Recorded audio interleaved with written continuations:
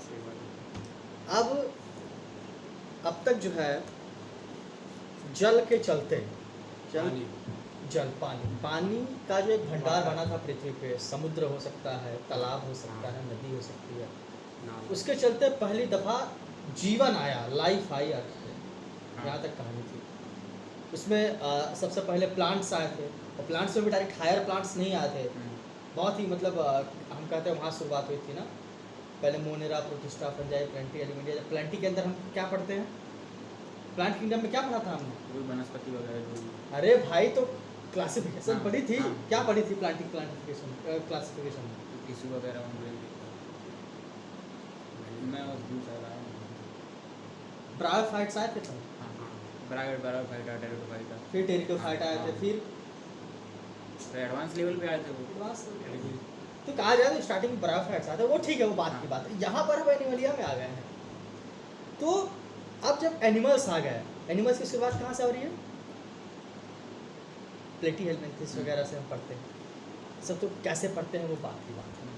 अभी स्टार्ट करते हैं हम एनिमल किंगडम, मतलब जंतु जगत। एनिमल किंगडम की क्लासिफिकेशन किस प्रकार से की गई है? जब रॉबर्ट विटिकर ने 1972 में 5 किंगडम क्लासिफिकेशन दी थी। क्या दी थी? Monera, Protista, Fungi, plenty, Animalia. तो आज का टॉपिक है पूरा एनिमल किंगडम, जो एनिमलिया है उसको देखना एट अ ग्लांस, नज़र घुमाना।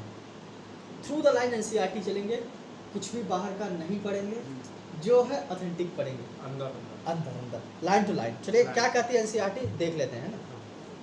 When you look around, you will observe different animals with different structures and forms. Over a million species of animals have been described till now, and need for classification become all the more important. The classification also has been assigning a systematic position to newly described species. कहने का मतलब यह है कि अगर आप अपने चारों ओर नज़र घुमाते हैं, ये जो भी गंदी नज़र है आपकी, जूते से सकल जो गंदी नज़र है आपकी, इसको जब आप ऐसे चारों ओर घुमाते हैं तो आपको क्या देखने को मिलता है? चलते हुए जीव जंतु आपको दिख सकते हैं। हो सकता है वो हम जैसे इंसान ही, कीड़े मकोड़े या स्वयं सब कुछ भी दिखते हैं। किताब कह रही है कि अभी तक, आज की जो तारीख है 27 मार्च 2023, इस तक में अभी मिलियन ऑफ स्पीसीज, मतलब बहुत सारे मिलियंस में स्पीसीज को खोजा जा चुका है, और अभी भी खोजा जाना बाकी है, बहुत सारा बाकी है। तो इतना कह रही, कोई डेटा नहीं दिया यहाँ पे, डेटा पे नहीं जाएंगे, जो लाइन लिखी है उसको समझेंगे। और फिर कह रहा है कि इसकी जैसे मिलियंस ऑफ स्पीसीज आ गई, तो अगर हम सभी स्पीसीज के बारे में पढ़ने की कोशिश करें, तो अगर वो अलग अलग रहेंगे तो मतलब एक एक को उठा के थोड़ी नहीं पढ़ पाएंगे। इसलिए सबको ऐसे ऐसे क्लासीफाई कर दिया गया, बांट दिया गया, ताकि पढ़ने में आसानी हो।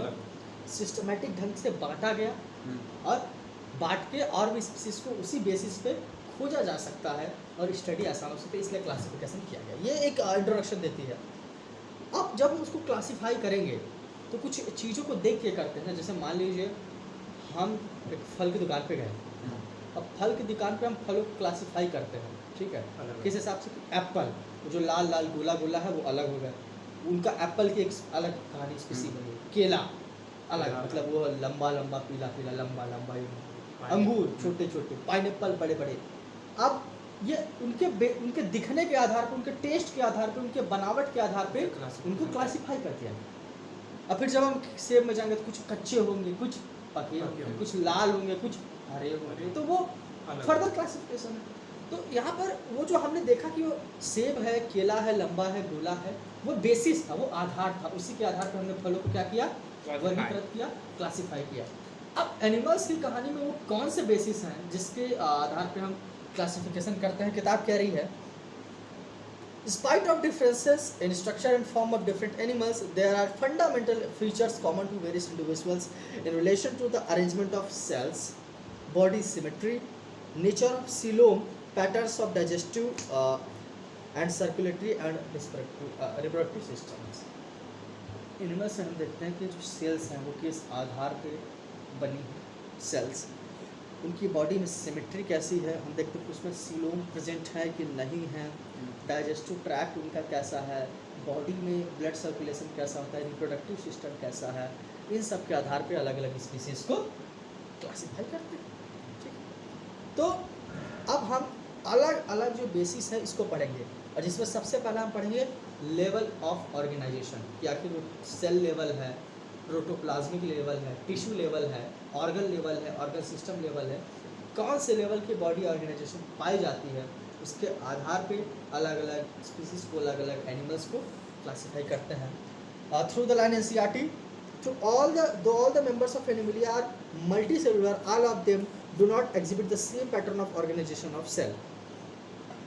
कहते हैं कि एनिमिलिया के जितने भी मेंबर्स हैं, अगर वो जैसे वो मल्टी सेलुलर, सभी के सभी मल्टी सेलुलर होते हैं, लेकिन फिर भी उनके सेल्स के ऑर्गेनाइजेशन का पैटर्न सेम नहीं होता, सबके सेल्स का ऑर्गेनाइजेशन का पैटर्न अलग अलग होता है।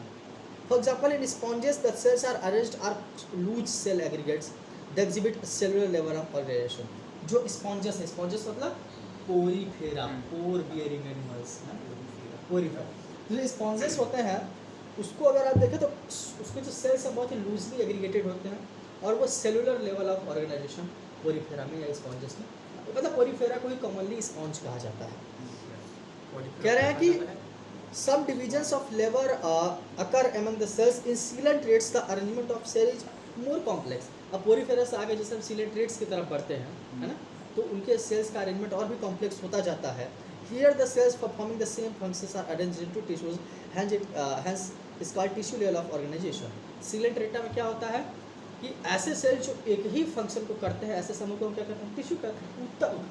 तो coelentrates में जैसे हमारे तो टिश्यू लेवल ऑफ ऑर्गेनाइजेशन पाई जा रही है। दो चीज़ पढ़ ली, Porifera cellular level of organisation, coelentrata tissue level of organisation. Still higher level of organisation that is organ level is exhibited by members of Platyhelminthes. अब पोरीफेरा coelentrata प्लेटीहेलमिन्थेस में आएगा। प्लेटीहेलमिन्थेस में क्या होता है, टिश्यू से क्या बनता है, ऑर्गन। तो ऑर्गन लेवल ऑफ ऑर्गेनाइजेशन किस में मिल रहा है, प्लेटीहेलमिन्थेस में। और भी आगे जा रहे हैं तो टिश्यू मिलकर तो ऑर्गन बनाते हैं इन स्पेशलाइज्ड पर्टिकुलर फंक्शन। अब Annelida, arthropoda, Mollusca, Echinodermata, Chordata, इसमें ऑर्गन जो होते हैं फंक्शनल सिस्टम के साथ अटैच हो जाते हैं और उनका अलग अलग फिजियोलॉजिकल फंक्शन हो जाता है, और इसको कहते हैं organ system level of body organisation. ठीक है, तो आगे चलते हैं, एक बार इस चीज़ को रिवाइज करो। रिवाइज करना बहुत ज़रूरी है। अगर आप चाहते हो कि जियोलॉजी जैसी चीज़ें याद रहें तो आपका पेन चलना बहुत ज़रूरी है। सबसे पहले मैंने बताया स्पॉन्ज, स्पॉन्ज यानी कि पोरीफेरा, पोर बियरिंग एनिमल्स। इसमें क्या मिल रहा है, सेलुलर लेवल ऑफ ऑर्गेनाइजेशन। यहाँ पे ये देखो, आगे चलते हैं। ये हो गया तो वही बकायदा पढ़ रहा हूँ, टीचर ने मोबाइल चलाना है, पैर हटा।